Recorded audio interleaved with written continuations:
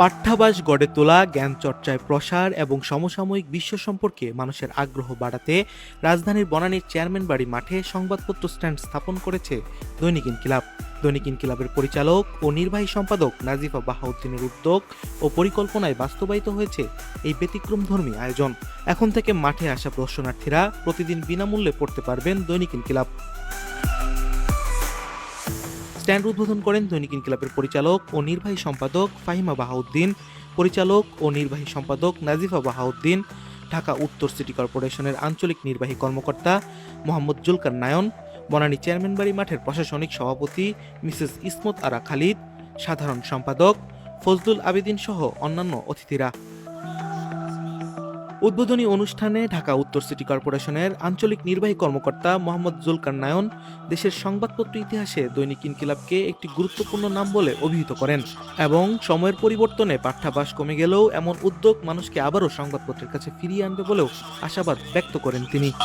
অনার্সের ছাত্র বা মাস্টার্সের ছাত্র, তখন আমরা পত্রিকা বলতে খালি বুঝতাম দুটা পত্রিকা, কিছু মনে করবেন না, অন্যান্য পত্রিকাও ভালো, পরে আসছে অনেকে করতেছে, কিন্তু আমরা খালি বুঝতাম ইত্তেফাক আর ইনকিলাব, ইত্তেফাক আর ইনকিলাব, এর বাইরে কিছু বুঝতাম না।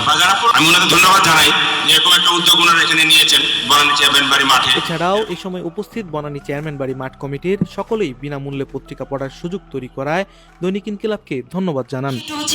দৈনিক ইনকিলাবের সহযোগিতায় আমরা প্রতিদিন বাচ্চাদের জন্য হোক বড়দের জন্য হোক, আসলে আমরা সবাই এখন ডিজিটালাইজড হয়ে গিয়েছি, কেউ আসলে প্রিন্টিং পত্রিকা নিয়ে কারো কোনো মাথা ব্যথা নাই।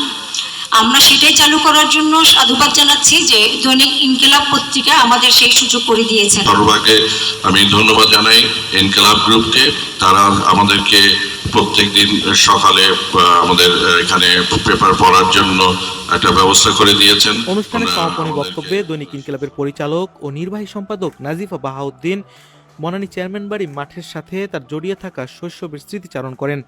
পাশাপাশি মাঠের ক্রিকেট একাডেমির সঙ্গে ভবিষ্যতে বিভিন্ন উদ্যোগে একসঙ্গে কাজ করার প্রত্যাশাও ব্যক্ত করেন তিনি।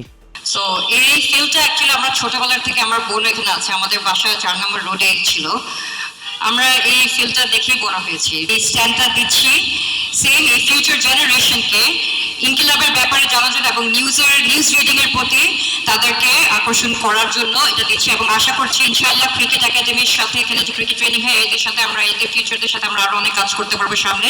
Thank you very much to Dhaka north city corporation and Banani chairman Bari field committee, and thank you for. এরপর দৈনিক ইনকিলাবের পক্ষ থেকে অতিথিদের সম্মাননা স্মারক প্রদান করা হয়। পরে অতিথিরা লাল পর্দা উন্মোচনের মাধ্যমে আনুষ্ঠানিকভাবে সংবাদপত্র স্ট্যান্ড উদ্বোধন করেন।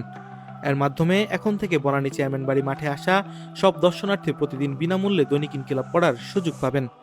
মহিউদ্দিন আহমেদ তানভীর, দৈনিক ইনকিলাব, ঢাকা।